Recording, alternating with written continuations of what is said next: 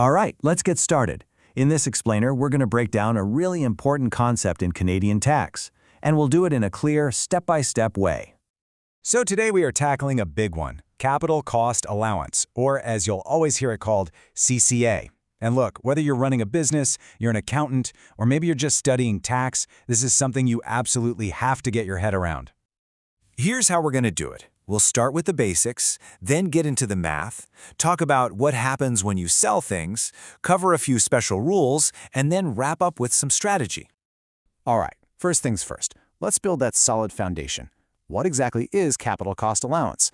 And maybe more importantly, why do we even have it when you've probably already learned about depreciation in your accounting classes? Okay, think of it like this. The government knows that your business assets, your computers, your delivery van, your office furniture, they don't last forever. They wear out, they get old, they lose value. So CCA is the tax system's official way of letting you deduct a piece of that cost each year. It's a write-off, and it lowers your taxable income. And that running tally, the amount of the cost you haven't deducted yet, that's got a special name, the undepreciated capital cost, or UCC. You're going to hear that term a lot. Now, this is where a lot of people get tripped up. CCA sounds just like amortization, right? Well, they're similar in spirit, but they live in totally different worlds. For your financial books, amortization is all about estimates. You guess the useful life of an asset. But for your tax return, forget about guessing. The government, specifically the CRA, makes all the rules. They say, nope, no estimates. We've created these specific categories called classes, and each class has a fixed percentage you can deduct each year. It's rigid, but it's also predictable. Okay, so we've got the what and the why down. Now let's roll up our sleeves and get into the how. We're going to walk through the actual calculation, and we'll focus on the rules that are in place right now, especially a big one called the Accelerated Investment Incentive. So, like I said, the CRA puts everything into a class. Here are some of the most common ones you'll run into. Class 8, that's your general furniture and equipment, 20%. Class 10 for vehicles is 30%, but look at Class 50 for computer hardware, 55%. Why so high? Well, that's not an accident. That's tax policy in action. The government wants to encourage businesses to invest in new tech, so they give you a much bigger, faster write-off. These rates are the key to everything. All right, now for the modern rule, the one that really matters today. If you bought an asset anytime after late 2018, you're using what's called the Accelerated Investment Incentive, or AII. And this was a huge change.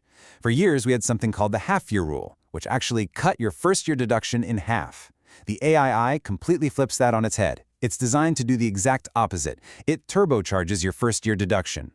The idea is simple. Give businesses a big tax break right away to encourage them to spend money and invest. Okay, let's make this real. Check out this example. A business buys $20,000 worth of new furniture. So, step 1, you add the $20,000 to the UCC balance. Now here comes the AI magic. You get to add a temporary 50% bonus. That's another $10,000. So for a moment, your CCA base becomes $30,000. Now you apply the 20% rate for the class, which gets you a $6,000 deduction. That's your CCA claim for the year. And then you just subtract that temporary $10,000 bonus back out, leaving you with a UCC of $14,000 to carry into next year. It's a clever little trick, but the bottom line is you get a much bigger write-off in year 1. Okay, so buying assets is one thing, but what happens when you sell them? Well, when you sell a depreciable asset, there are basically 3 possible outcomes for your taxes. Let's walk through each one. Now, before we get to the outcomes, you have to understand this one single, absolutely critical rule. When you sell an asset, you have to deduct an amount from the class's UCC. What amount? It's the lesser of what you sold it for or what you originally paid for it. That's it. Get that rule down because everything else flows from it. So outcome number 1 is called a terminal loss. Here's the scenario. Imagine you've sold the very last asset in a particular class. You look at your books and there's still a positive balance left in the UCC for that class. What does that mean? It means your CCA deductions over the years weren't enough to cover the asset's true drop in value. The CRA basically says, oops, our mistake. You have a remaining loss, and they let you deduct that entire leftover balance from your income that year. It's a final cleanup deduction. Let's look at the numbers. The UCC balance was sitting at $110,000. The asset sold for $80,000. So we deduct the sale proceeds, which leaves a final balance of $30,000. But wait, there are no assets left in the class. that $30,000 is stranded. That's your terminal loss. The whole 30 grand is fully deductible against your business income for the year. Simple as that. Okay, now for the flip side, recapture. This is what happens when you sell an asset and suddenly your UCC balance goes negative. A negative balance is a huge red flag. It means that over the years, you've actually taken more in CCA deductions than the asset really lost in value. The government's response is basically, hey, you got ahead of yourself, you wrote off too much. So you have to recapture that excess deduction by adding that negative amount back into your income for the year. You're paying the tax back. Here's a great example. Your UCZ is $180,000. The asset originally cost you $200,000, but you sell it for $210,000. Now, remember the rule. You deduct the lesser of the proceeds, $210,000, or the original cost, $200,000. So we have to deduct the $200,000. Well, $180,000 minus $200,000 gives us a negative $20,000 balance. And there it is. That's your recapture. That $20,000 gets added right back into your income. But hang on, we're not done with that example. The story has another layer. Notice the sale price, $210,000, was more than the original cost of $200,000. The tax system treats these two parts of the profit differently. The part that gets you back to your original cost, that's the recapture we just talked about. But the part above your original cost, that extra $10,000, that's a classic capital gain. And as with most capital gains, half of it, so $5,000, is taxable.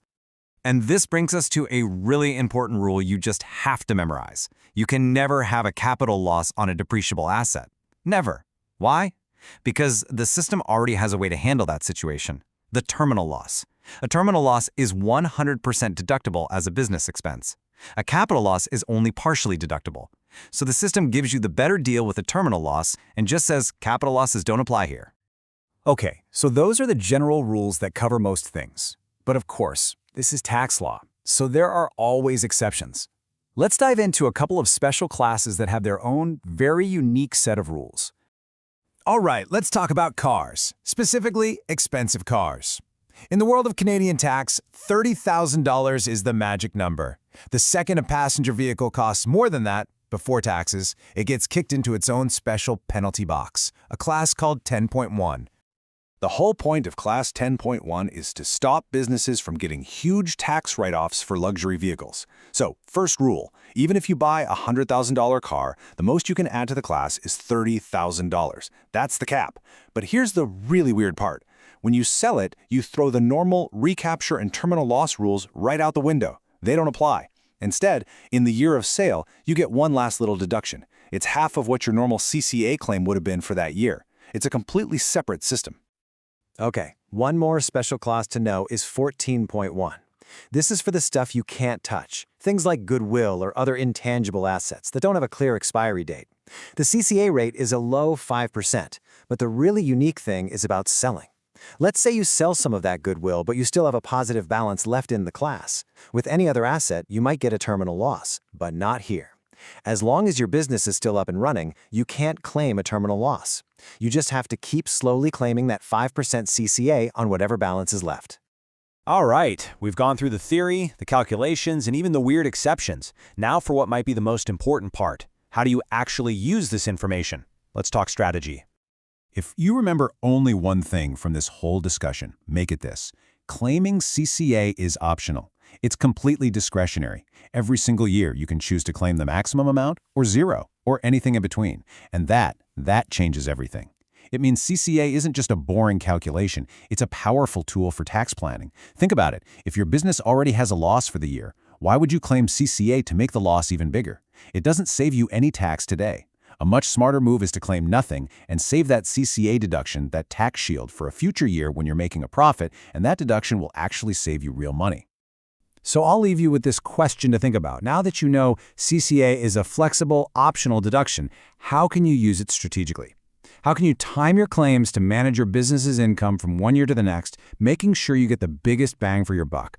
That's when you move from just doing the math to the real art of tax planning.